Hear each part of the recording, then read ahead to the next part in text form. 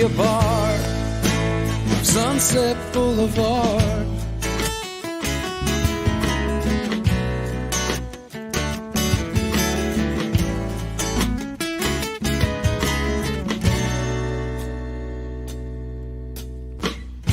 I woke up after midnight once or twice.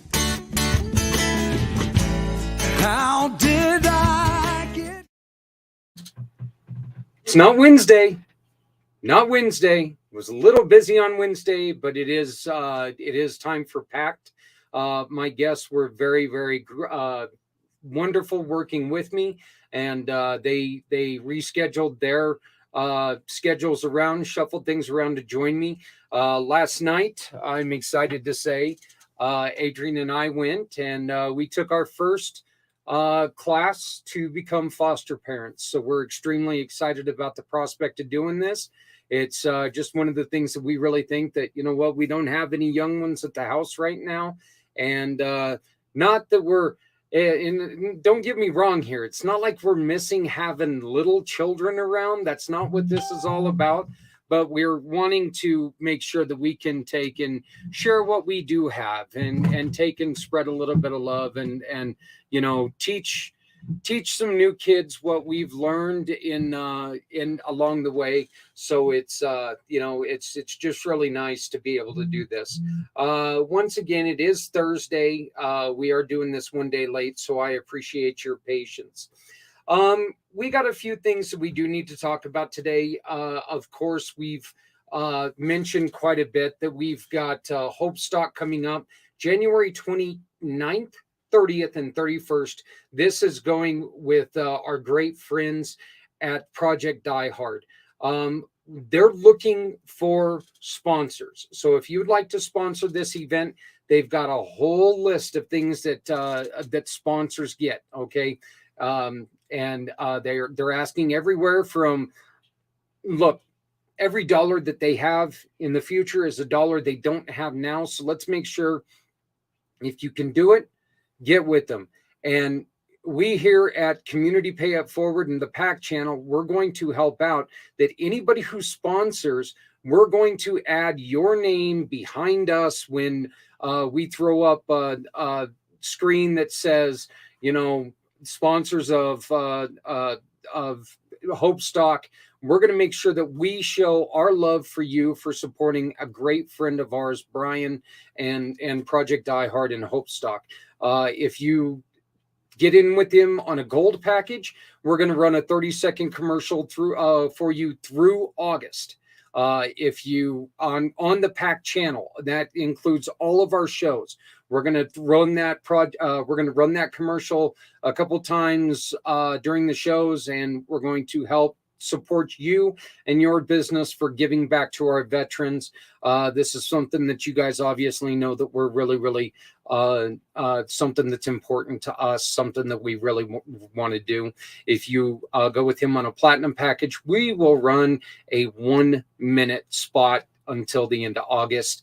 And there's other things that we're going to do. Make sure that you go to projectdiehard.org and check it out. See what all they've got, because they've got a lot of great things. They've got a lot of good things to offer. If you have not seen the videos or the whole tour that he gives, make sure that you go onto projectdiehard.org and check it out, because they're all over the place. I know that we got an exclusive special at the 7:00 hour on our 22nd interview with Brian. It lasted an hour. It was so beautiful. He told us everything he could. It was a great time. So we're being joined right now by 2 of our 4 guests. We're hoping to get one of them back on. And when Sarah was on, and hopefully she can get her audio working. She dropped off for a little bit, but hopefully we can get that going. We've got another thing that we need to talk to you guys about, and that's we are looking to redo our Cub Club. A lot of you guys know that I've put out this little color book, but to be honest with you, it was just with pictures I found. We put it together, and now we're no longer exclusively in Colorado. So we kind of want to get you guys involved with the Cub Club. We're asking you to help us out, and it's very simple. We're asking you, hey, you want to help us? You want to help us redesign? You want to help us redraw the Cub Club? Do you have any art talent is basically what we're kind of asking you. So, I mean, it's really, really simple. If you think that you are an artist, if you think you're not an artist, but you'd like to give it a shot, why not? Why not give it a shot? You know what? All we're doing is trying to teach kids what to do, how easy fundraising is, how easy helping people is. We all know it's not that difficult to do. You just have to put your heart and your head behind it. Right here is a link in the chat that all you have to do is fill out that form and send it back into us. Kids, get mom and dad's permission, please, to do that. But if you guys would like a chance, take and draw us a picture. Draw us one of the pictures that are in there, and we're going to post all the pictures on the website. And moms and dads, that's one of the reasons why you have to be involved with this. We need your permission to make sure that we're publishing something of your child's creation. But help us redesign the Cub Club. Please draw black and white pictures. We're going to put it together. We're going to send it out there, and we're going to teach kids what it's like to help people, to be different, to know that there are people with a lot of differences. It's an easy thing to do. So we're asking you to please help us out, help us teach these kids, because these kids are, it's something that we really want everybody to know. One other thing that we've got going on now, I just created this today, okay? We've got an app that is available to you now for your phone. Every time that you go shopping, if you use this app that's on the bottom of your screen right now, if you use that app, and like I said, it's right there on the bottom of your screen. If you use it, you can simply take and pull up all of our mission partners as soon as you shop with one of our fundraising partners. I know that's a lot of partners, but you know what? We don't have near enough, and we're still looking for more. But all you got to do is take and open the app, pick the partner, pick the mission partner that you want to support. I don't know why that happened, but oops. Anyway, you just take and you pick the partner that you wish to support, and when you do that, attach the picture of your proof of purchase and send it to us. So now that I think I have completely destroyed my monologue, I think that we're going to go on ahead and do the smart thing, and we're going to go on ahead and bring in. We're going to bring in our guests. Okay. Oh shoot! I think I had one of my guests. I think I was having one of my guests to try to disappear on me, so I got really scared there for a second. But anyway, we're going to try this again. Okay. So my first guest, we just found out today, he has become the #1 in veteran podcasting. Mr. Richard Kaufman is joining us, and we're also being joined by the inventor of the Euphoria app. And I cannot wait for you to hear about this. Anybody who was on our 22-hour podcast got a quick glimpse of this gentleman. Now we got him on to learn a bit more, hopefully. We've already had a couple conversations, and I'm telling you, every time that he and I sit down and we start talking, we get excited because there's so much good that can happen. Mr. Brandon Howard is also joining us again. Gentlemen, thank you for your time. How you guys doing? Wonderful. Thanks for having me. Thank you guys for having me also. Hey, Richard, I just want to say congratulations, #1 today. What does just little insider information, what does that mean? What does it mean for you as a podcaster? That means that I'm able, well, not me personally, but my guests are able to help other veterans and first responders that might be thinking about eating their gun. Yep. Or a veteran or first responder that has struggled in life and in business because, a lot of people, especially with COVID, lost their businesses. So that's a big thing also. So my podcast, our tagline is, we help anybody that's struggling in life and in business. And because everybody should know, if you're out there, the reason why I'm wearing the shirt is I have a mental health summit I do every year called Today I Decide, because our decisions are what dictates our life. And the three most important words in the English language are Today I Decide, because you don't have to be the same person that when you go to bed tonight as you were when you woke up. So you, at any moment in your life, you can decide to change. And that's my whole goal in life, to let people know it's okay, and it's okay to change. And God has a big plan for you.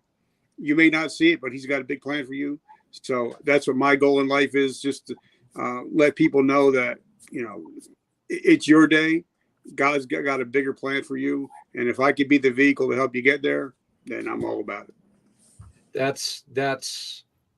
That's really fantastic. I mean, you just kind of gave me chills again, because it's one of the things, I do. And you were introduced to me by our friend, Brian Gibson, who is of Project Die Hard. You're another person who supports Brian, and you had him on a couple times.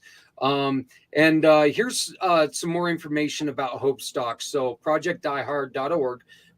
All you have to do is go on there and hit contact at projectdiehard.org, send them an email, and they'll send you any information about being a volunteer, about sponsoring them, whatever you need to know. Do you want to know a little bit more about what Project Die Hard is? Just go right there. Brian's going to tell you. So, I mean, it's a wonderful program. How did you and Brian hook up? Because I know a message that you just gave us was a message that Brian struggled with. He did exactly what you said. He pulled that gun out of his mouth. He decided it wasn't. God spoke to him and he said, "This is not the day I'm going to do it." And well, I am a suicide survivor, a suicide attempt survivor.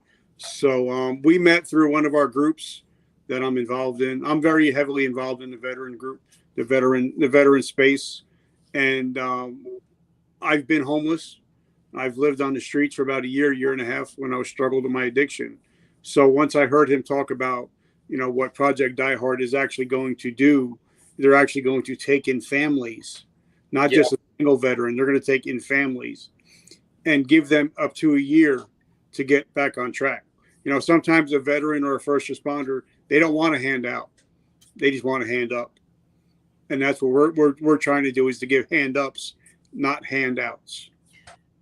I think the other really, really unique thing with Brian's vision is that it's not Brian doing this alone. He's bringing in, other organizations to say, be part of this. Don't, we can't, this is bigger than one person. This isn't this is not one project that one person can do. This is a project that we need all hands on deck. We need more, we need people to be special in what they do.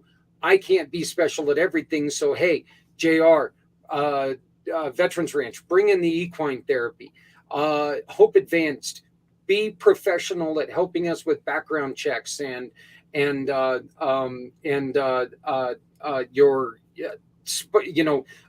what is it? Background and credit checks. You guys be special at those. I'm going to be special at giving them a place to live and helping them find help in God. That is something to me is very special, because there's a lot of times in the nonprofit world where, and I can state this for a fact because it's a world that I run in, a lot of times it's like you're in the biker world where, you know, there's a lot of, well, this is my territory. What are you doing here? So, you know, those are kind of, it's unique to me. Do you feel the same way? I guess is my first question. Is that to me or is that to Brandon? Yeah, that's to you. That's to you. Okay. Well, it's kind of like the podcast world, and I don't understand it. Is like, for me, I've had a lot of podcasters come on my show, you know, because in reality, we're just one big world, you know, and I think people are trying to always have to compete with one another instead of, I think, you know, a friend of mine, Robert Garcia, he always says that a rising tide lifts all ships. So if I'm doing good, and we're partners, you're going to do good, and so on and so forth. And I think once we get away from that, you know, that me, and start talking about us, is I think that's when we'll start to succeed. Well, you know, we've got a lot more that we're going to be talking about today with you, but you also have a book, correct? Yep. It hit number one twice on Amazon in substance abuse. Now, for you guys that are listening to this, when we keep saying, you know, number one, and, you know, and all that, I make $0 off everything that I do. Everything goes back to help others. So I don't make any money from anything that I'm talking about. But our book is called A Hero's Journey from Darkness to Light. Now, some of you guys are a little bit younger than me, but if you remember the original, I consider him the original Superman, Steve Reeves. Christopher Reeves. His quote is the opening quote of our book, and that was given to me by his wife Dana before she passed. And it talks about my life, my story, but it also talks about, the last two chapters are, what does addiction look like, not what you think it looks like, and then what does depression look like, and not what you think it looks like. So it's actually a teaching book, and that's why I put it out. And I'm just something that I just today I just signed the paperwork today, and so you guys are getting a first notice. The new book's coming out. It's probably going to be out in June or July. It's called Too Dumb to Quit, and it's going to be about a story of resilience from all the people that I've had on my podcast. So you're going to hear stuff from 7, 8, 9-figure earners, an Iron Chef that was on last week. So it's going to be fun, and of course that book is going to be sold, and the money will be given to help other people. Again, I love the fact that you're so, you know, you do what I like saying. You like to put your business where your heart is. You know, we always talk about putting our money where our mouth is. Well, let's try to put our business where our heart is. And if we really care about something, adding our business to it, I think, is something that's very, very special. One of our newest member is one of our newest members with the Community Pay It Forward is Mr. Brandon Howard. How you doing, brother? I'm doing well. I'm enjoying this conversation. I feel like I've learned a lot, like, since we began. So keep going. Yeah, well, you know, we got you on here, and we really want to learn about you as well. So, you have created an app. Well, you've done more than just created this one app. You've made a life out of helping others, right? I hope so. I feel like I'm not done yet, and there's a lot more to do. You know, I guess it was kind of my experience, you know, coming out of college. I graduated from Brown University in 2003, thinking like I had a pretty good grasp on the world. I went into the entertainment space and got a little taste for how, like, the media sort of dictates how we build our realities. And then I went into fintech and got a taste for how, you know, decisions get made when it comes down to, you know, dollars and cents. And that kind of, you know, woke me up in a few different ways. And, you know, the company that I was inspired to create as a result of all this was a transmedia incubator. I call it Amguinea Inc. And I call it that because Amguinea is enigma backwards. And my whole thing was all about unraveling the enigma. Like, what is this confusing element that seems to be making life more challenging than it needs to be? And it was kind of in the midst of all that, that I wound up having like 2 ruptured discs in my back.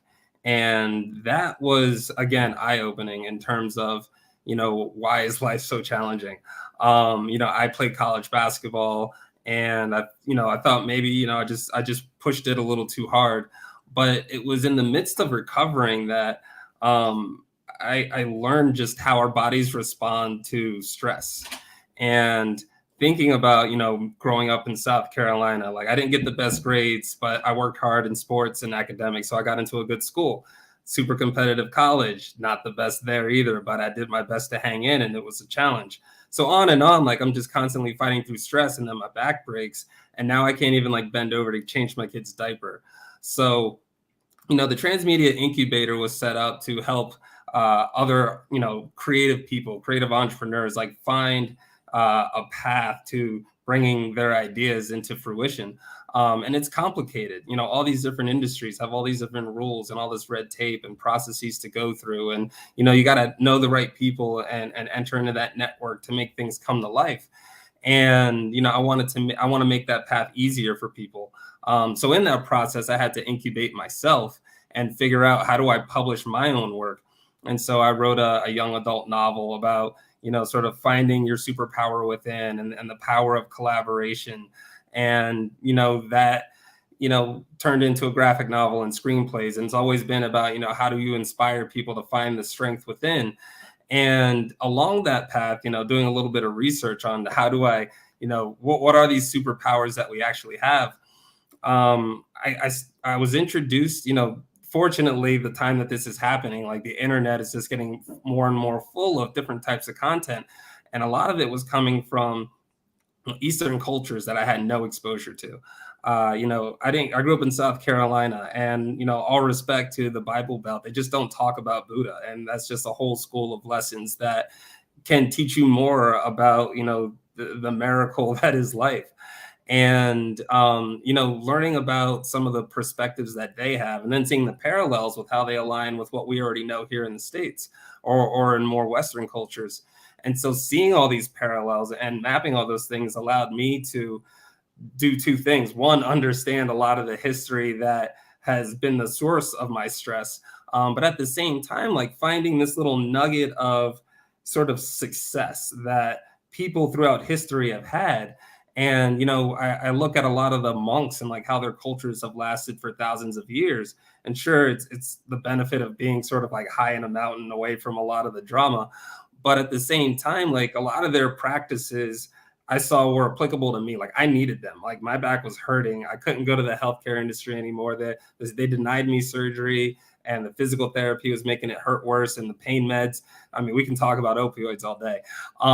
And so ultimately, like I realized that it had turned me into somebody that I was not, to such a degree that I just had to stop that cold turkey and figure out my own path. So I'm getting back to this point about, incubating myself and all these ideas, and like I'm not really penetrating the media market the way I want. So I pivoted into, all right, well, how can I help continue to empower people and still try to find a sustainable business? So I went into well-being technology. And that is where I came up with the app. And that's how I brought in like what I learned about the power of sound and what monks are doing with meditation and toning and chanting and humming, and how I can bring that into a more mainstream sort of experience. And that's why I created the app, and I put it on Apple because, statistically, strategically, it made sense. And that's where, and that's where we're at. I got me learning about that just a little bit ago. So, because I'm not an Apple guy, but I'll learn my lesson someday. Look at him just bowing his head in shame. Well, I do want to be on Android, and that's a big reason why we're having this conversation is, I could go into the economics for why there's less financial investment in the well-being space or preventative healthcare space, why there's the healthcare world and the scientific world is just tapping into, a lot of neurological research and trying to understand mental health. And for me, I felt like I got a really good grasp by, understanding the work of Hans Selye. And he explains how, you know, your body goes through this process that starts with your thoughts and ends with your emotions, and, you know, all the stuff your body goes through in between. That's where stress comes from. And stress leads to chronic inflammation because you're releasing all these hormones that just stick in your body. And if you don't relax on a specific idea, you don't release the parasympathetic nervous system that releases all those toxins and cleans out your body. So when you have the buildup of all these stress hormones that don't get cleared out, that's what turns into inflammation, and that's what turns into chronic pain, and that's what turns into chronic diseases. So I wish that I had the white coat and all the lab prerequisites to tell you that this is how cancer happens, but this is how cancer happens. And then when you have so much pain that is driving your thoughts, this is what drives you to that spiral of like negative, negative, negative, negative, which releases more toxicity into your body. And that's, you know, that constant buildup is what drives you nuts when you're trying to figure out, like, what is this that's going on? Why is life so hard? Why can't I get past this obstacle? And it's like the deeper truth that you guys were alluding to, that I spent so much time researching, that there's other people that I've spoken to that understand this concept so well. And it's that, you know, our thoughts are really attracting our experiences. And when you grow up in this environment that is telling you one thing about this is how it is, and like, you know, there has to be a percentage of people that live this way, that have to be stressed, that opioids don't work for, that don't get to succeed, that we're just born in this situation where it's just got to be this way. Like, that's just not the truth. And it's like, how do we help people understand that so they can recognize their part in their own story, that this is the challenge that they've decided to overcome, you know, on this deeper level. And how can we help them get through that? And that's where I wanted to create something that people could just touch on, just tap into. You know, we'll talk about how it works, but ultimately, you know, I wanted to create something that gave people their own choice. Like today you decide, today I decide, today everybody gets to decide, how do you want to feel? That's my part to the end of your sentence, is how do you decide how you want to feel today or in this moment? Because at that moment when you're super stressed, that's where you have the opportunity to turn it around. You don't even need my app, to be honest. You just need to know that you can think about something better and start to like build that momentum. My app is there to just help you like maintain that thought for as long as you want to hold on to it. See, we've been joined by a really, really good friend of mine, Jeremy York. He's one of my friends in the paranormal field. And just a couple months ago, he was at work and there was an accident at work, and he and I have something very similar to where it literally blew up in his face, and it destroyed his face, and he's got head injuries, and, you know, thank God he's doing better and he's starting to finally get the treatments and everything. But Brandon, Richard, one of the things that I went through, and I think this is one of the reasons why teaming us together on this show is so great. So I'd love both of you guys to comment on this. During my recovery, and Richard, I think that you can really speak about this as a problem with the veterans as well. You always hear people telling you need to relax, you need to concentrate on getting better, you need to do this, you need to do that, while you're sitting there and you're not getting approved for your treatments. You're not getting, the pay's not always coming in because the insurance companies don't always do the right thing. If you don't put an X in the right spot, they're not going to pay you. They don't give a damn. It's not like they're going to lose any sleep over it. Something with what you're offering, Brandon. Richard, do you think that could actually help people not get addicted to some of these painkillers because they've got that feeling, well, hell, these guys are telling me to relax, but all they've given me are this prescription. So I guess I'm just going to take in, that's how I'll relax. I'll down this bottle of pills and I'm doing what the doctor tells me to do. Do you see a way where something with what Brandon's offering would help? Well, in my town, I just got hired to be the municipal alliance coordinator, which when we were younger, they had a project called DARE, drug abuse. And so that's what I'm doing for the youth. But a lot of people don't realize that on average, 5,000 adolescents a day in the United States are attempting suicide. And that opioid overdoses are up 16%. that we had 105,000 opioid overdoses last year, leading to death. So, a lot of times it starts by prescription, and then they can't get the prescription anymore. So they go to hit the streets.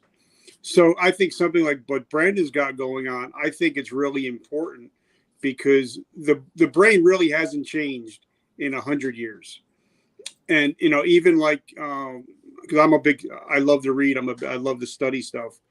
And, even that's something Mr. Carnegie said over 100 years ago was, whatever you obsess, you will possess. So whether that's either good health, good mental health, good relationships, it all starts here.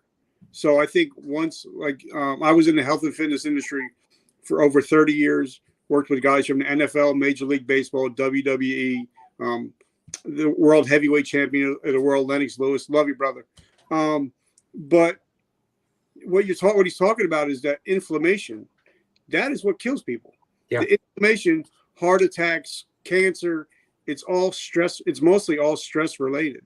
And so I think even like I got a friend I interviewed, his name is John McCaskill. He's a retired Navy SEAL commander. He says, even if you could just meditate 5-10 minutes a day, you're going to live so much longer because you're starting to de-stress. And I think something like he has, where it's just an app where you can download it and be able to, listen to music or just listen to that calming thing. I think that helps a lot more than sometimes the opioids or the drugs would. Yeah. Go ahead, Brendan. To follow up on it, there are levels of pain that I haven't experienced, and what I have to go off of is sort of the feedback that I get from other people. It has helped. I get a lot of comments that it's helped with anxiety. I've got a lot of comments that, the few people have gone through sort of like breast cancer issues and they used it for pain management when they were going through chemotherapy. I've had, former West Point grads, or not former, he's a West Point grad. He uses Euphoria regularly to sort of like boost his sort of skills the next day, physical, mental, emotional.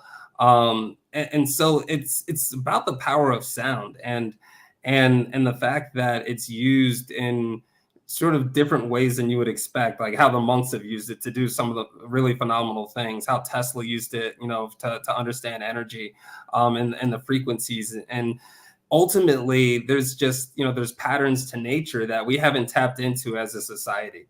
And, I think that while there are ways for sound to be used on more physical levels, we don't need to get rid of old methods for treating acute injuries, like what the healthcare industry is really strong at.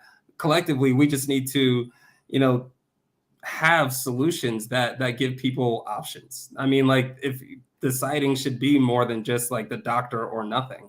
And so that's what, I'm working with tons of people. The well-being space is filled with thousands of people who share similar stories to me, that survived their own issues, that invented something to treat their issue, and they want to offer it to others. And I'm working with people to sort of build that or create a system that allows people to see that more fluidly. And what I'm learning from you, both of you, Zach and Richard, is, this concept that keeping the money flowing, using it to help one side and another side at the same time. Like the economics of that, for me, I'm an econ major. It's like a perspective that I've always wanted to have. I may not have had it because it's always so figure out how to make money, grow a business. And similarly, I haven't made any money. Euphoria is still free, and I still want it to be available because the people that need it the most are typically ones that can't afford it. And that's part of the reason we're so stressed. So, providing solutions to everybody, the way that you guys look after, your entire communities, I want to build more communities like that. So that's why I like listening to you guys. Yeah. And see, here's my great friend, Jeremy. He's taken about the only medications I take are blood pressure pills and liquid Tylenol only pain. I feel the only pain I feel is in my hip. And yeah, I fight workman's comp to make them approve treatments and surgeries I need every day. And what I was trying to get at is that, I understand exactly where Jeremy is coming from, because I used to get this all the time where they would tell me that you need to relax because your hypertension is, and this is, we all know meditation is good for hypertension, but you can't get rid of that hypertension when you've got somebody, one side telling you you need to do this, and the other side is saying, we're not sure if we need to pay for that, though. And so I think that that's something that does lead to a lot of not only depression, but it also leads to the use of the drugs. And then just the poor system itself. And I'm not sure if I explained either one of this to either one of you gentlemen. They didn't find out that I had a neck issue for for 3 years. I was walking around with cracks in my neck for 3 years before they found it. I remember you talking about that. How do you have a head injury and they don't look at your neck? I'll never understand that. But I mean, it was kind of one of those things to where, it had it to where I was called everything from a drug seeker to a wimp to all this other thing. And it was like, I don't want any of this. Find out what's wrong. I've got a neck issue here. It's not, I'm not doing this because I like to complain. I like to complain, but let's be honest here, not about that. So, it's interesting because I hear so many similar stories, and it's almost as if, not seeing a broken neck, like that's kind of surprising. For the other thing that we experience a lot is like sort of that phantom pain, like the stuff that doesn't show up on an X-ray or an MRI. And, you hear this other phrase a lot, and it's the issues in the tissue. Like we need devices that can look at other layers of the human body, because the pain is there. The nerves are feeling it. Like things are getting pulled, tissue's getting tighter. And that's where the pain is coming from. But why the pain is there starts to touch on more of like the mind, body, spirit connection. And, on the Eastern cultures, they call them chakras. In the Western culture, they're the endocrine system, but they're the glands inside of our bodies that are releasing these hormones that, you could be born with some of them turned off. And then you see certain results become, are a result of that. You just grow in a certain way. And some people call it like autism. Some people call it ADD or ADHD. But it's just like some of your hormones just need, a little bit more firing. And you can do that with humming and toning and lights and physical therapy and also all sorts of exercises. It's just not a part of our culture. And so, there's been challenges for introducing such things. Like we have a history of such esoteric ideas not being taken, warmly. And then it's led to other conflicts. But at the root of all these conflicts is fear. And it's fear of, whoever's in charge, they might be afraid of losing power, or afraid of losing their money, or afraid of losing their credibility. But ultimately, we need to individually, and that's where the challenge comes from, is that, a doctor can tell you something, a lawyer, a president, like whoever can tell you something, but you still have to make that choice. Like maybe we didn't know as kids that the choices really mattered that much, but now we're seeing that like every individual choice that we make does have a consequence. And when those consequences are our health, we have also the same ability to fix what we want to fix. So it just comes down to, and that's where like I haven't reached that painful point that so many people have of I've said the word suicide. I've said it out loud, and people have wanted to come to my rescue because I said it. And my sister's gone further than that. She's attempted it. And, maybe that made it more easier for me to talk about because, that's the closest, that was my experience with it, which isn't like trying to compare. But ultimately it's, I think about where my head was when I was in that moment and what was crossing my mind and where all those thoughts come from. And that's why I don't quit on my app. I released it in 2017. It hasn't made me like enough money to be sustainable at all. I sell it free, but it's because it's so important to have control over our thoughts. And that's really like what that's why I stay in this game. We're raised to think certain things in certain ways. We respond based off our environments. And that's the part that we have to correct now. So you guys are creating healthier environments, and especially Zach, you want to bring, kids into this environment. And that is what we need for our future generations to, have a more solid base, a more awareness about their balance so they can make those healthier choices for more of their lives. Richard, with your suicide, and if you don't want to talk about it, please let me know. With your suicide, what was it what was the pull the gun out of the mouth moment? Well, as you know, because I don't know if you guys know, but about 2 years ago, I lost 80% of my vision. So I became a really good listener, and I kind of hang on all the words that you guys are using. And when Brandon was talking about hurting his back, and it's amazing, like I've talked to a lot of people, and a lot of times we feel like we're Superman until something happens. Like, you go from, you're out there shooting hoops one day to the next day you can't even wipe your own ass. Yeah. Kind of like you feel defeated. You feel like you have to ask your wife for help to do that stuff. And it really became defeated. For me, it was, I got hurt on duty. I lost my vision. I got ran over by a Humvee. Guys, don't ever do that. But the military says you can't see, you can't shoot. We don't need you. So after them putting me in a warrior transition unit, they finally came to me on Memorial Day 2012 and said, "You're no longer Sergeant Kaufman. We need your uniform, and we need your military ID." And because now I got thrown out of the military the first time for being a drug addict, got back in, almost got thrown out again, but 9/11 changed my life. And then, but after 9/11 is when I gave everything to being Sergeant Kaufman. I would get this, I'd get there early, leave late, volunteer for everything. My goal was to be the ultimate soldier. And then that day, not only did I lose my vision, I lost my career, and I didn't know who I was. And it scared me because, for the last 23 years, I've been Sergeant Kaufman. Who's Richard? Who am I? Now I know better that we can reimagine and we can reinvent ourselves. But at that moment, I was like, I have nothing else to live for. And that was the day that I attempted suicide was Memorial Day. But thank God it didn't go through. But, it came to realize that, whatever you're going through, no matter where you've been, like one of my mentors is Ed Milet. He says that, things don't happen to you. They happen for you. And everything is a teachable moment. So even, me going blind, me growing up poor, being an addict, being homeless, all those things happened for me. And my mess became my message.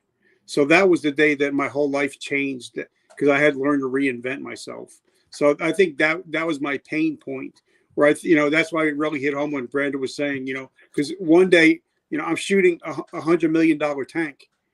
The next day, I need help because I can't see, and I need my wife to get my water and cook my food. So I know what he really means when he said, when you go through something like that, people around you don't really think about it because their life keeps going on while you're sitting there in the struggle. Oh, sorry about that. No, don't apologize. Let me.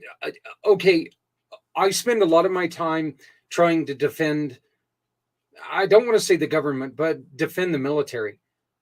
Richard, do you still have lingering anxiety? I don't want to go so far as anger, but do you still have lingering anxiety about the way that they were just like, you're done, here's your check, handshake, you're done, gone? No, because I come to realize that even I got my eyes, one eye got healthy, and then I lost the vision in the other eye, and I was with the company for 10 years. I couldn't go to work for the next week, so they're like, "Well, you're out of here." So it's the way of the world. It's if you don't produce, we don't need you. So I don't have any anger, but I think it's been a blessing. I believe God did that for a reason. So now I can spend more time with my 10-year-old, where I think if I didn't go through what I went through, I wouldn't be the man that I am today. So I wouldn't take back anything that has ever happened to me, because helped me become the man I am today. And it helps me to save lives, because people know, wait a minute, if that guy can make it, I can make it. So, for me, I think I don't have any anger, any resentment, because, somebody once told me, I don't remember who it was, they say that once you start thinking, a lot of people say, well, why me? Why do I have cancer? Why do I have this? Why not you? Who are you that you shouldn't have any problems in this world? And if you start thinking like that, and, I'm not a big Grant Cardone guy, but when he says, when you start taking ownership of your life, that whatever happens from this point on is your fault, and you can take ownership, life changes. So I think, anything that's ever happened to me, I think it's all happened for the good. And I'm grateful for even losing my vision, because it really taught me, Helen Keller said, the worst thing of them being blind is a person that doesn't have any vision. So I think, wow. So I think whatever happened to me. And I think it's, I'm turning my mess into my message. Yeah. This is actually something that is, I don't know if it's ironic, funny, whatever it is, but I like bringing up a quote every show. I start every show with a quote. And one of my quote for today was, every burden is a blessing. And that's exactly what you were just talking about. It wasn't pre-planned. It was just perfect. And so I think that I don't know what it was in me that attracted me to that.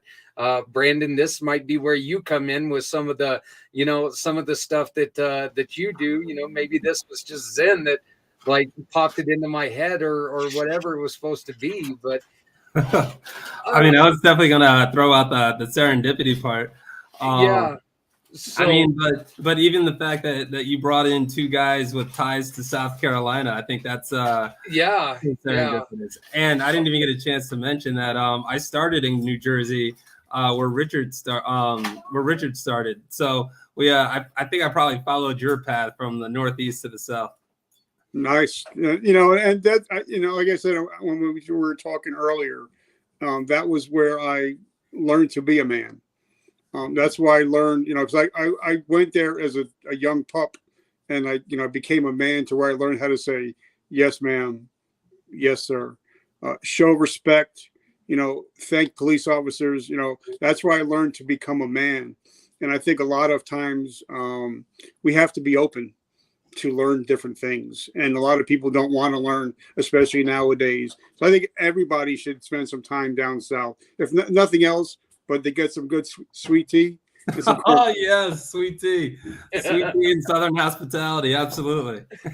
Well, so now I've got to throw this in because, hey guys, I was at least born in New Jersey, so there we go. I've been there too. Granted, I was only there for like 3 or 4 days. Then I went to Germany. I was born an Army brat, so but I spent the last part of the Vietnam. I'll be correct here, conflict in Berlin, as my dad was in the Army during that time. So, but now yeah. Can I ask Brandon a question? Oh, please do. Now, like I said, I love to learn, I love to read, and I've had over 400 interviews with Navy SEALs, Delta Force, you name it, I've had them on the show. And some of the two biggest things I think for anybody that's successful in life is their evening rituals and their morning rituals. So with your app, would that be something they can use in the morning and their evening rituals? Because they say if your evening and morning rituals are on point, the rest of your day goes really well. So how would your app work into evening and morning rituals? Sure. So let's start with the evening. We have a lot of I have a lot of customers who use Euphoria for their insomnia. So our app at its core is an intention setting machine. So you can build out sort of what emotional state you want to be in, what personal attributes do you want to boost, and then what is your activity level. So for an evening routine, I might say that, I want to rejuvenate while I sleep. I want to stay in a sleep mode so that way I don't wake up in the middle of the night. And I want to feel sort of blissful when I wake up. I'm giving away my mom's like favorite combination. And so she'll listen to that, and she'll wake up the next day and she's like, wow, I feel like blissed out. I feel ready to go. I'm feeling like energized and really positive. And so if she so I don't know what her morning routine is, but my morning routine is to figure out what kind of day I'm going to have. If I'm going to be, pitching Euphoria, or if I need to telling my story, sort of like probably the reason I really built Euphoria and really continue to use it. When I was like 5 years old, I had just moved to South Carolina. I moved from New Jersey. It was the late 80s, like 86, 87. And like these kids at camp, they were doing like a music show, and they asked me if I could rap. And I don't even think I knew what rap was. I like music, but they handed me the mic, they put me in front of everybody and said, go. And I just froze. And so I've been afraid to like be on podcasts, or you don't see me on Instagram. I'm not like selfies. Like I don't do any of it. I'm like the oldest, lamest millennial. But ultimately it's, it's sort of like my experience. Like I'm afraid to like go there. So when I have to do a pitch or I have to put myself out there, I would use Euphoria. I would boost sort of like confidence or willpower. I'd boost like communication, like activating my throat chakra. And then I would like boost my mood. So that way I would, try to like fill me up with all the endorphins I need to handle whatever the task was. So that's how I use it. Other people might use it to say like, I've got rush hour traffic to deal with and I want to keep my anxiety low. So it really is like customizable to like anybody's sort of, whenever somebody wants to get into a mindset for something, they know that they can turn it on and sort of boost what they need to boost. How much is it almost like guided meditation, or does it go a lot deeper than that? That's interesting. I would say it might depend on the individual, which is like the easy answer. I have found guided meditations to be really powerful, but depending on the person giving it. So you can almost tell, or maybe like depending on how deep do you want to go as the listener. There's like just talk, like they like to categorize, what they're talking about it. And, I might gravitate towards the one that are more spiritual, more about consciousness. So guided meditations are really good. And I think you can find people that speak what you're looking to hear. I would say with Euphoria, it's more about, you kind of have to self-reflect. It forces you to look like internally just enough. Like, I think that can be challenging, and it's not something that a lot of people have had to do. But it's when you're sort of like facing that, like, it's almost like when you've been thinking so much that you want to think about something else. You're like, all right, who can help me think about something that's a little healthier?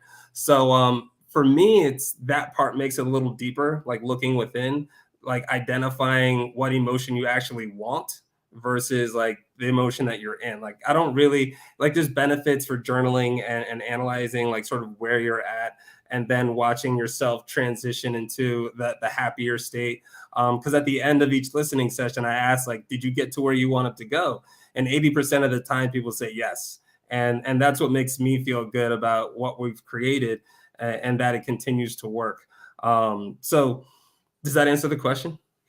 Yeah, a little bit, because I find that guided meditation works best for me until they start getting into like the chanting, or me having to say something. And Sure. And Richard, I don't know if this is the way that you are, but you know what? I hear myself talk enough to where when I'm trying to relax, the last thing in the world I want to hear is my voice. It really is. It's kind of like going, wait, I want to get out of my head. I don't want to get into my head. This is a chance for me to get away. So guided meditation is, for me, is the only way I can do it. Otherwise, if it's non-guided meditation, a lot of times I just get lost. I go from trying to be in the moment to where I'm thinking about this, and it's really, really difficult for me. So that's kind of what I was seeing, if this was something that's the similar way. Richard, are you that way on like with guided meditation as well, or? Well, for me, like once I lost my vision, is I really got hooked on Audible. So I'm Yep. always, listening to books. Now I can read a little bit. I got like 10 books going and 2 Audibles going. So I always got something going on. I've never really did the guided meditation thing. Right now, like I said, I'm definitely going to download this app as soon as we get off here. But for me, I just take 15 minutes in the morning just to lay on the couch and just to have silence and to think about my day and think about gratitude. And, because that's what gets my day going. Now, I got a question for both of you guys. Yes. Because I find, I'm a coach, and, some of the things I coach are not the easiest stuff. Like I talk about, I can turn your life around in 90 days, guaranteed. But you got to do 3 things. And I call them the 3 acts of forgiveness. But a lot of people, and I'm noticing even veterans, first responders, or anybody, they don't want to get involved in their own healing. They just want to take a pill. Like I have a lot of people that I interview, doctors, psychologists, psychiatrists, and they say a lot of people, they just want to get a pill. They don't want to realize that getting healthy takes work. Whether it's like for me, like I said, I can get you healthy in 90 days as long as you do the 3 forgivenesses. And a lot of people are like, well, you mean I got to work to get healthy? It's like, yeah, you have to work. None of this stuff comes easy. And anybody that's ever been successful in life got to work for it. So have you guys ever had, you talk to people and they just want to take a pill. They just want to, go to the doctor and say, well, the doctor didn't help me lose my weight, but you're eating bonbons, sitting on the couch weighing 350 pounds, and you're complaining the doctor's not helping you when you can get out and walk. You know what I'm saying? So have you guys come up with that? And how do you get people like this app? How are you going to get somebody to say, all right, here, you need to listen to this. It's not going to, I can't come in your house, put it in your ears. Yeah. As a business person, we're constantly educated to, drive for revenue. And so I did spend a lot of time really racking my brain on how do I convince people that they need this app. And I found myself constantly scaring people about how, things can lead to cancer. And I didn't enjoy that. And like you said, it's also, it really comes down to agency. People don't really heal because like you can go in, get a surgery. Like, I've had relatives, do the whole tummy tuck, stomach stapling stuff. And, they're skinny for a few months, half a year or something. And then it all comes back because they haven't changed a single one of their habits. And so it's this habit changing that leads to health, depending on the situation you're trying to leave and trying to get back into. So ultimately, yeah, instead of trying to push this on people that you can look at and say, like, I know that this would help you, you really just have to be available for those that want to change. And, that's kind of like my new approach to this is, there's so many people that are looking for solutions, that are Googling their way to health. And it took me 10 years to Google into better health. And I, even in this conversation, I've learned I would probably do better if I was more solid to my morning and evening routine. So thank you for that, Richard. It does take work. And when you recognize your progress, it makes that work so much easier. And if you can listen to the app for a week and then compare last week to this week and say hey, there was a difference, a little bit of self-analysis, that self-reflection can let you know that the choice you made is right. And it's the choice that's going to keep leading in the right direction.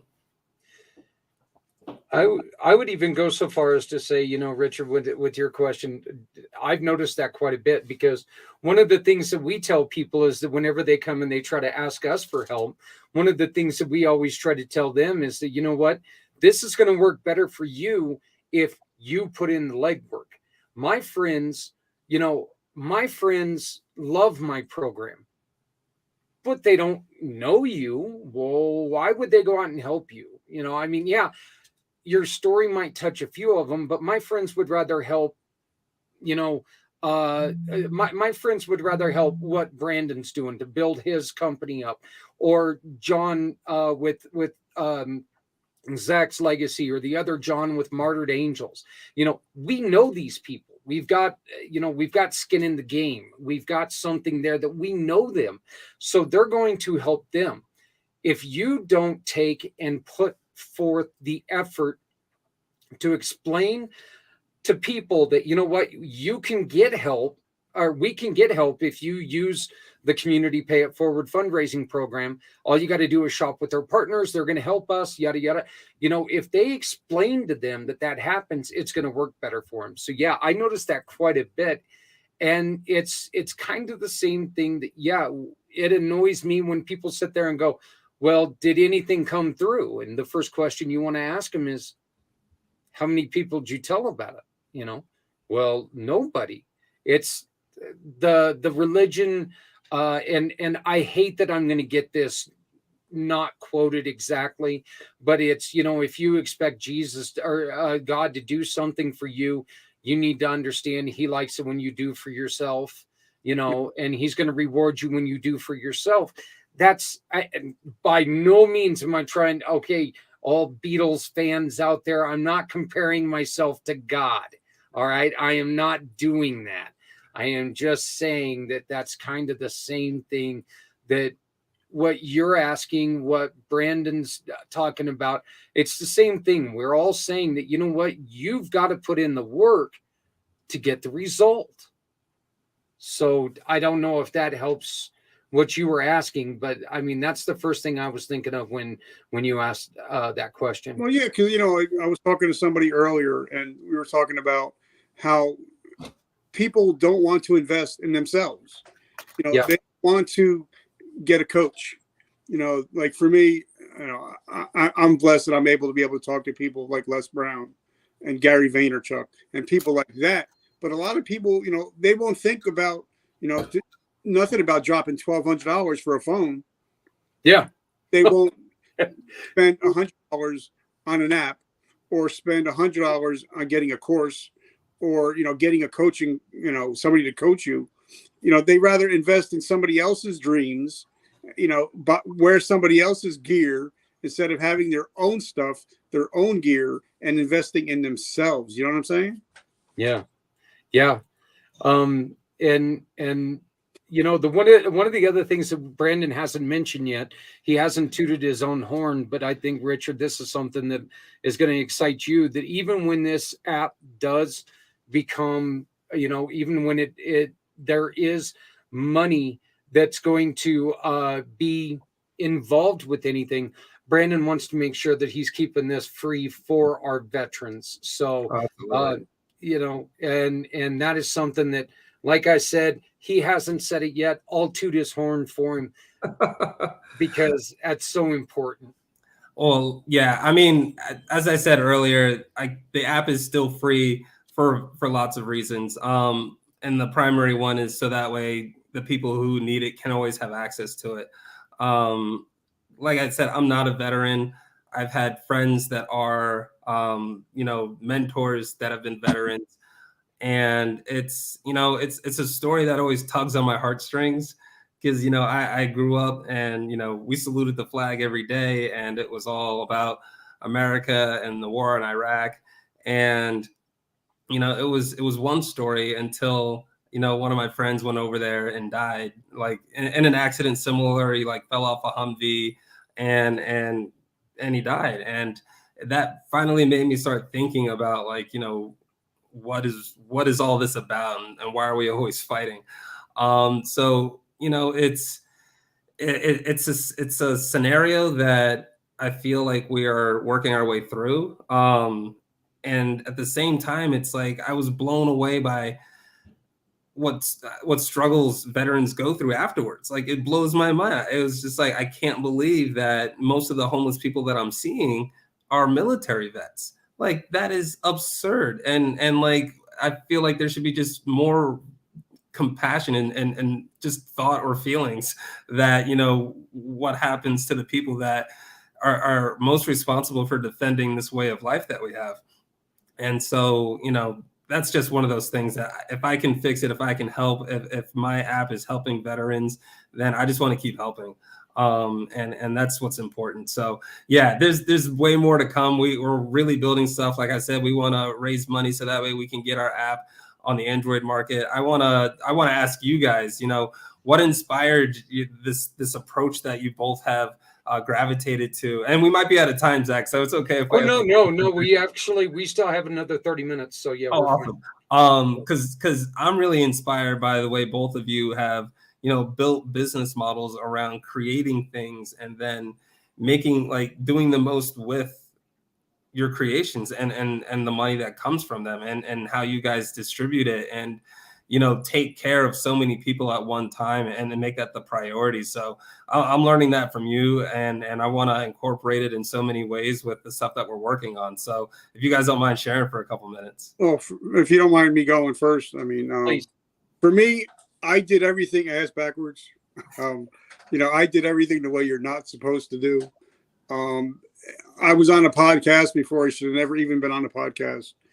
And, but I was talking, a friend had me on his podcast, and we were talking about I was working with guys from the WWE, NFL and all that stuff. And I told him about my backstory, and he was more interested in my backstory, coming back from the drug addiction and all that stuff, than he was the front story. And then he challenged me, said, I want you to go home and I want you to watch the movie 8 Mile. And I'm like, I don't know why. I mean, I've seen it about 100 times, but I didn't get what he was talking about. And he said, I want you to watch the last 2 minutes. And so I went home, watched the last 2 minutes. I got on the phone call with him. And I'm like, all right, I still don't get it. He said, I want you to put all the dirty, grimy shit you've ever done in your life. I want you to write it out, put it in a book, and publish it on Amazon. I'm like, what? Wow. Yeah. So, and this gentleman his name happens to be Mr. Gary Vaynerchuk. Got it. I posted it. I put it out. I wrote the book, put it on Amazon. And, once I put everything I've ever done out there, it became free, because then I was able to help people. Then I was able to, people say, okay, he, came back from drug addiction. He's got a beautiful wife and 3 beautiful children, and he's living a good life. So that's where it all started for me. And, when I moved back to New Jersey, I had $50 in my pocket. I had the clothes on my back, and my wife was my only friend. And at that moment, I realized, wait a minute, I don't have friends. So that's when I decided to be a friend. You got to, have a friend. You got to be a friend. That's when I really started building out my people who I wanted in my life. I mean, I'm not super popular. I mean, I only got like 5,000 friends on Facebook, and but our show now has had almost 250,000 downloads, and it's all because of paying it forward. It's all about making sure that you're doing it for somebody else. Making sure that everything that I do, like Gary told me, he said, your legacy will always be more valuable than your currency. And that's when it really got me to thinking, what is my legacy? So everything that I do, whether it's put out a book, whether it's making my new coffee that came out, everything I do is for my legacy. And I think once we start thinking legacy more than currency, I think that's when we started becoming more successful, because people can smell bullshit. And if they know you're real and you're just trying to help, they love getting behind a cause. And I think that's why, Brian's project, Die Hard 22, is one of the causes that I'm really behind. And, and so I think if you start thinking about your app, and you're just thinking about, if I save that one person's life that listened to that, I literally changed the whole world. That's the butterfly effect. You know what I'm saying? That's cool. That's super deep. I love the butterfly effect, but I think that quote I'm taking is legacy over currency. Yes. Yeah. Brandon, that actually hit me too. That really did. I've never really thought of it that way, but I'll concur with almost with everything that Richard said. I obviously didn't write the book, but I tell everybody all the time that, I spent the first 5 years of the construction of Community Pay It Forward screwing it up, just throwing stuff against the wall, going, hey, I wonder if this is going to, oh, no, that didn't work at all. So, I mean, and people a lot of time go, oh, whatever. And they'll try to name something. Did you try it? And I'm like, I tried it. I not only tried it, but you know what? We still do that because it was a neat thing that we can sit there and we can look at and we can say, okay, no, this isn't normal. But people kind of gravitated to it. I mean, there was kind of something with it that really, really liked it. And the reason I do that is because I've never wanted to be the same as anybody else. My entire life, I've wanted to be different in different ways. I like the whole biker lifestyle. I fit into a lot of, areas and do a lot of things that are similar to other people, but it's never the same as somebody else. When I built this company, I wanted it to make sure that it was always taking care of somebody. No matter if we're talking about a great business that we're working with, no matter if we're talking about a wonderful product like Euphoria, no matter what we're doing, we're always telling somebody's story. With the cancel culture today, I think telling people's stories is so important because everybody's got Richard, this is very similar, I guess, to the book. If we can continue to tell somebody's story, we're teaching people, we're teaching people about the pitfalls that they've fallen through. You never start a nonprofit, and Brian's very good at saying this. You never start a nonprofit in a great place. Brian comes out, and I think one of the smartest things that Brian says is if you ask somebody to speak, if you ask them to say something to you, you damn well be ready to listen to it. Because if you're not capable of listening to them, you can cause a bigger problem. So be prepared for what you're ready to give up. I'm ready to give up 80% of everything that comes into us because you guys are doing such wonderful things with this money that comes to you. I just want to see everything around us get bigger and better. I don't know if it's a God thing, if I believe in karma, whatever it is. It's not, I'll just flat out deny it. I just think it's better to be in a place where everybody's doing better. When everybody's always crappy with each other and shitty about who you voted for, and there's all these problems and everybody's bitching about everything, it's not a fun life. And so I want to give people a chance, and that's why I started this. I want to give people a chance to be able to say, hey, you know what? I can change my shopping habits, and we get to donate to somebody to help their lives too. Perfect. Yeah. It works great. So like for me, one thing that I believe in, and Zach, since we talked, you can reach out to me on Messenger and you're going to get a reply. Yep. As soon as I can. You can call me any time of the day. You can message me anytime. I'm always available because my theory is I'd rather listen to your bullshit than your eulogy. Yeah. Oh, very, very good. So that's why, I'm so grateful that I got to meet Brandon and I got to meet you. I think that we can create something huge together, but even if it's not I always love that story of the little boy that's standing on the beach and he's throwing the crabs back in the water. Yep. And the old man comes up to him. He says, son, you can't save them all. And the little boy looked up to him, cried with a tear in his eye, said, I can't save everyone, but I can save this one. And if I save this one, I'm changing his world and I'm changing the world. So I think with the three of us together, I think that we're unstoppable. And I think I'm so blessed that you guys are now in my inner circle. Well, I'm grateful to be here too. Thanks for bringing me in, Zach. Hey, you know what? And I'm going to say this, Brandon, I don't care if you need to use Euphoria every day, but I want to have you back on my podcast. I don't want to speak for Richard, but I'm pretty sure that he would like to have you on his. you need to do it more because you know what, brother, you're damn good at it. So, and I really. Actually, I want to throw something out to Brandon. Now, it's going to make me blush if you can see it. we have very big, like I said, I got a very big audience, and I'm offering you a free sponsorship of the show for your app, never paid whatsoever. Thank you. I'm grateful. I'm soon to learn how big that is that you just said, but like I'm already getting choked up. So thank you. We can see you blush, by the way. Oh man, yeah, you guys got me going. But no, I do appreciate it, and meeting both of you, it's heartwarming for me. Like the financial fundraising entrepreneurial world, it's tough for a lot of us, and you guys know. I mean.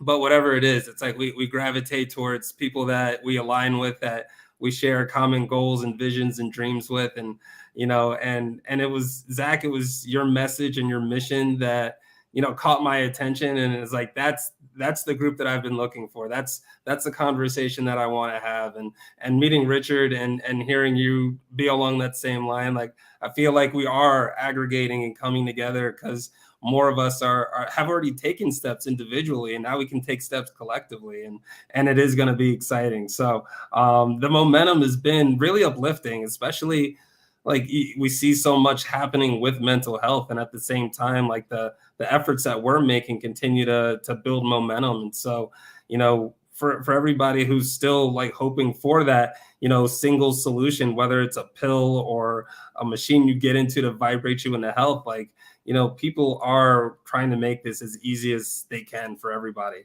And that's what I'm doing. That's what you guys are doing. Being able to move money in the places that we need it to be moved. Like, that's a huge step. Like, economically, there's all this talk about crypto and NFTs and people building new metaverses, and we're doing the same thing, but with this same intention of how do we help people? Are people getting better with the efforts that we're putting in? Can we have more people sustain working in jobs that they're passionate about and that align with their hearts and their souls? And can we be a society that works that way? And I'm seeing all the signs saying that we can. And that's what's got me like really pumped for all the stuff that we're about to do. Well, exactly what I was saying earlier. I think one of the best ways that you can always help somebody is simply talk about them. Okay. Because we now know one of the greatest things about one of the greatest things that I get to do is now, Richard, you've heard Brandon's story. Brandon, you've heard Richard's story. You both heard my story, but now we can tell others about each other. And I think that's one of the things that I believe I told both of you guys this. That's one of the best things about what we're doing. I've got well over 100 partners, and I can tell you the story behind every single one of them. And that is such a great thing. Whether it's a mission partner, whether it's a sponsor, a fundraising partner, whoever it is, getting to tell their stories, getting to tell their whys. It's so important because all those messages are so damn important. There's always a reason why they're doing this. And it's not just, I'll guarantee you, not a single one of them started with, well, duh, I want to make money. That's not where it starts from. It starts by, from this happened to me. I'll be damned if I want to see somebody else go through that. Yeah. Well, one thing, like I said, I have a lot of people. I've had 6, 7, 8, 9-figure earners come on the show. And a lot of them say, even come down to nonprofits, this little box that we have here, whether it's a Galaxy or whether it's an iPhone, whatever it is, it changed the way we do business, changing the way we do business. There's a reason why that Kentucky Fried Chicken is spending half of their budget on TikTok. There's a reason. Yep. It's not just, oh, really? There's a reason why Gary says that LinkedIn is going to be the number one app in the next couple of years. But a lot of even like nonprofits, they still think, well, we're going to do it this way because it's the way we've always done it.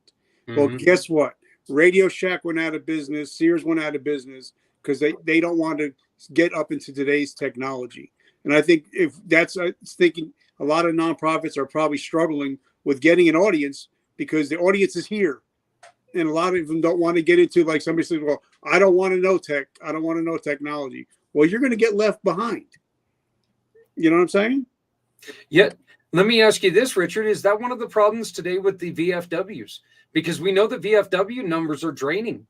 Is that one of the main problems with VFWs? Well, I just had a guy, I interviewed him the other day. He's a 30-something-year-old guy. Mm-hmm. He has a group called Irreverent Warriors. And he's like, guys my age and guys younger than me, they don't want to sit around the VFW sitting there drinking, doing shots. You know, Yeah. They don't want to join AMVETs. They want to do hiking things. They want to go out shooting. They want to do things. The new generations that are coming out, they're just not going to want to sit around and drink and do nothing. So I think that's where a lot of the AMVETs are like, well, we don't know what to do. Well, guess what? You're going to die. You're dying because you don't know what to do, and you're not taking the chances of doing hikes, doing cookouts, stuff like that. And I think even, like I said, nonprofits, they're struggling now because they're not figuring this whole technology, social media thing out. I ended up running into that with a lot of businesses when I first started approaching them. And it's like, oh, no, that's okay. We already support our local high school or whatever it is. And I started using this, but yeah, how would you like to support your entire community? Because that's what we're offering, How would you like, everybody to want to come to you, because you will sponsor people in your community who need help. And how are they going to do this? By ordering your product, And so that's exactly what we're trying. We've battled with that, and we do still battle with that. People are like, that's okay. We still take, and you're right. Nonprofits, a lot of times, oh, I don't know. This sounds kind of risky. What, me telling your story's risky? But there's that, and that's why when we get somebody like Brandon, who was all for it. I mean, we talked for a few minutes. He enjoyed my energy. I enjoyed his energy. And we went from talking to a friendship. Richard, you and I did that. We went from talking a little bit to an instant friendship, because there's this communication here. And we realized that, you know what, there is stuff we can do together.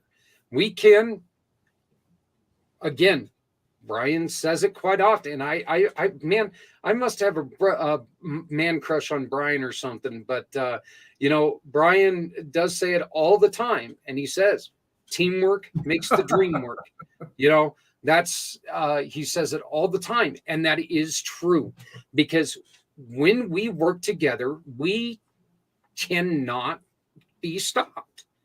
But alone, it's bigger than us. So, that's really one of the things that that we do try to get out. Do you guys have anything coming up? Richard, let's start with you. When is your next podcast drop? I do a podcast every day. So there you go. I got 5 episodes. I just dropped one today.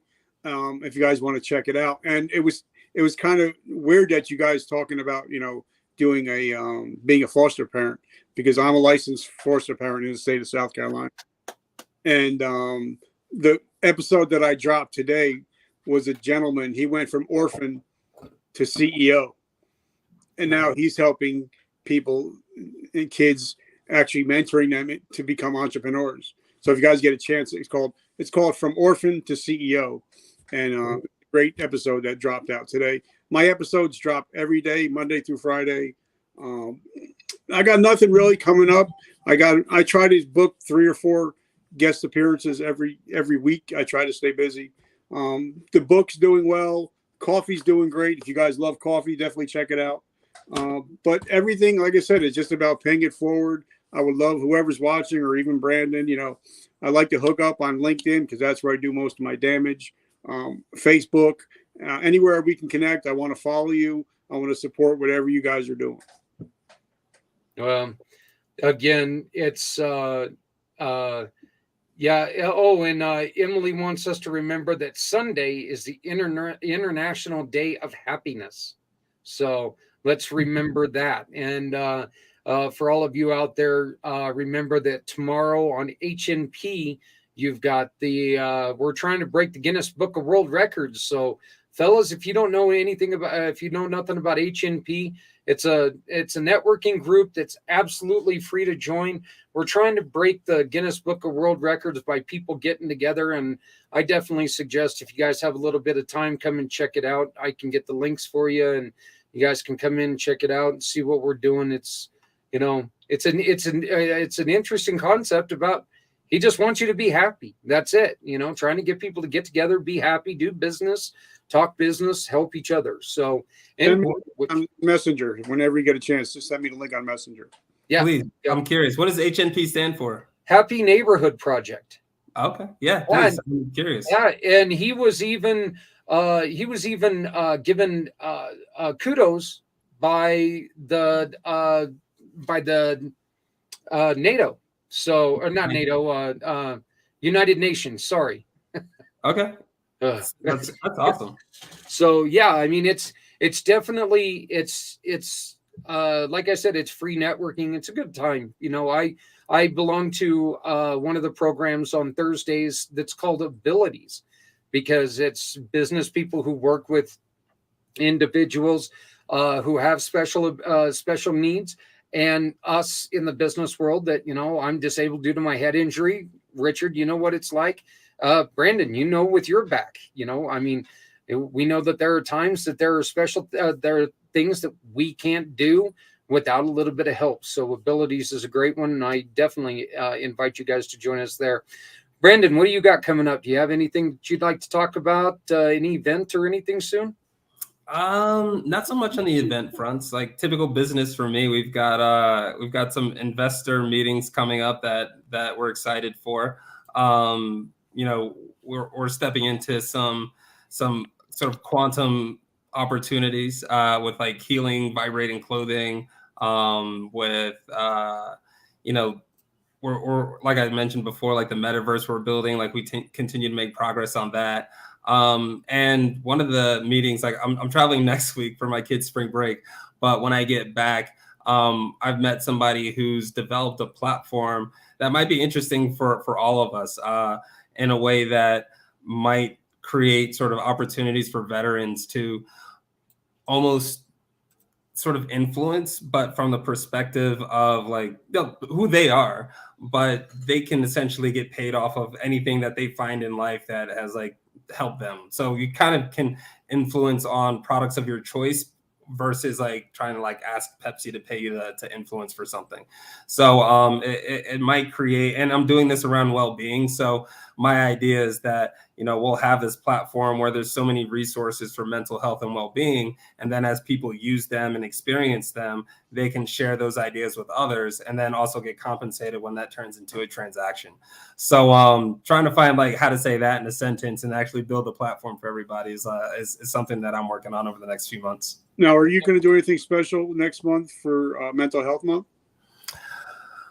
Well, I probably should. I've done a few things in the past in terms of like trying to get people's attention, but I think that I could probably learn from you guys sort of what's an appropriate way to really address it. It is a question in terms of like, how do you address mental health? Is it, having a conversation, whether it's a platform like this or on Headspace Clubhouse, where you finally get people to be more open, to have more conversations. Like, as an app, we're a little bit more separated from our customers. So, trying to understand the best way to give them euphoria is a bit of a business challenge for me. So, again, you guys with background in marketing, like I could use some advice. Would it make sense to have your app, but then also has a Facebook group for that app? We do have a Facebook group. I can share that with you, but building it out. Actually go in and have Q&As and have people come in and talk about mental health issues. That's a good idea. All right. Well, Brandon, I think one of the best things that I think what all of us could do is every once in a while ask somebody, hey, how would you approach somebody? It's what we tried to do on the 22nd. How would you approach somebody to start a conversation? Because there are so many people out there that don't understand how to start a conversation. Sure. And when I would approach somebody about answering that question, I got a lot of blank stares. It's like going, damn, how would I start that conversation?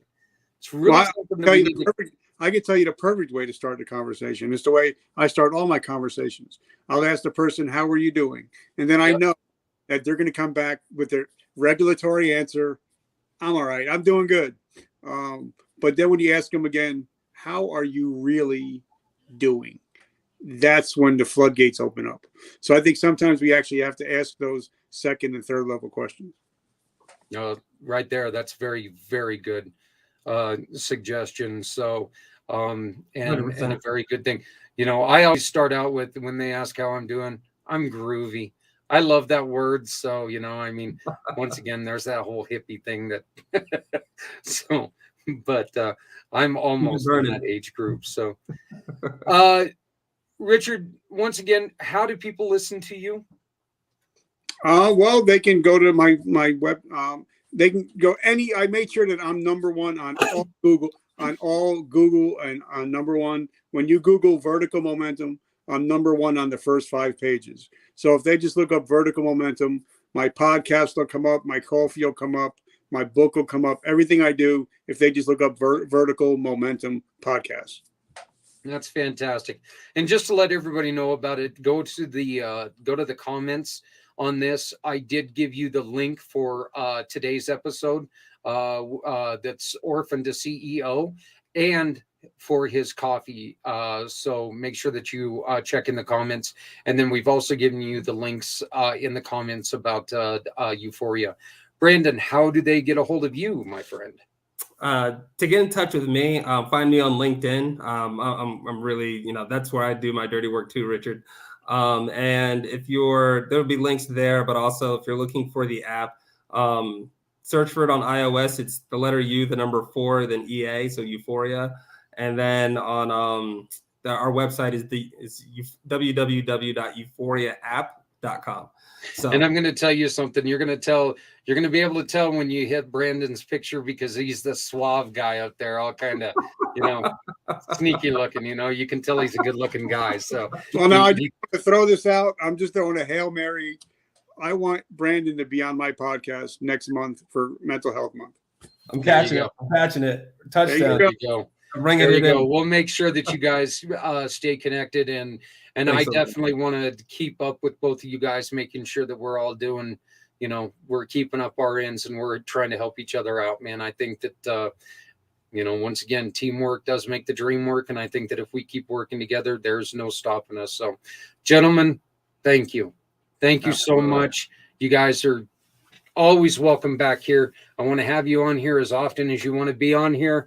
Make sure that you keep checking out Richard. He and I are going to work together. He's going to try to help get us where we want to be, and we're going to support him. And if you guys download the app that we just created, okay, download our Mission Partners app, and you go to the Help a Startup, you're going to find Euphoria. Let's make sure that we get this app available for everyone. We need to make sure that people have access to this app. All you got to do, shop with one of our partners, folks. We got a lot of them out there. Shop with any of our partners. You can find that on our website. Our website is communitypayitforward.us. It says so right there. That's the only reason I know it. It says it right there. So communitypayitforward.us. Go to our fundraising partners, pick any of them. Do any of your shopping with them. Just send us the proof of purchase, and you can help out Brandon and get this app to everyone, because we need to make sure everyone has access to this app. Let's stop reacting. Reacting means we're too late. Let's get ahead of this. Let's get ahead of the problem. Gentlemen, again, thank you so much. I'm going to put you back in the green room. If you guys want to stick around, I'll talk to you as soon as I close this out. But thank you guys again. Thanks for having us, Zach. Thanks for everybody. Thanks for your time. Hey guys, I can't tell you how much fun I had with that one. Having Jeremy Bryan joining us was fantastic.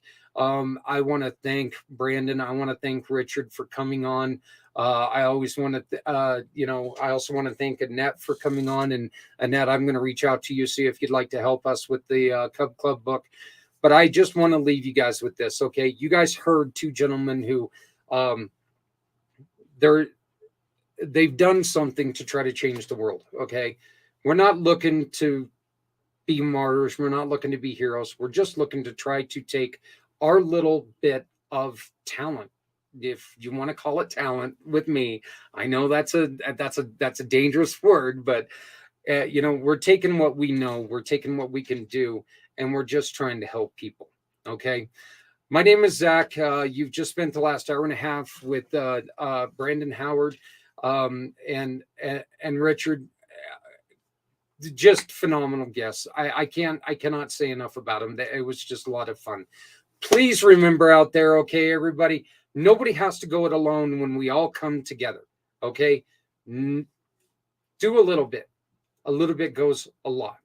Thank you, Emily, for your great production of this show. Thank you very much for what you've done. Please remember that nobody has to go cold. If you got an extra blanket, if you got an extra hoodie, throw it in your car. You're not going to miss it. See somebody struggling with the cold, hand it to them. You're not going to miss it. Okay?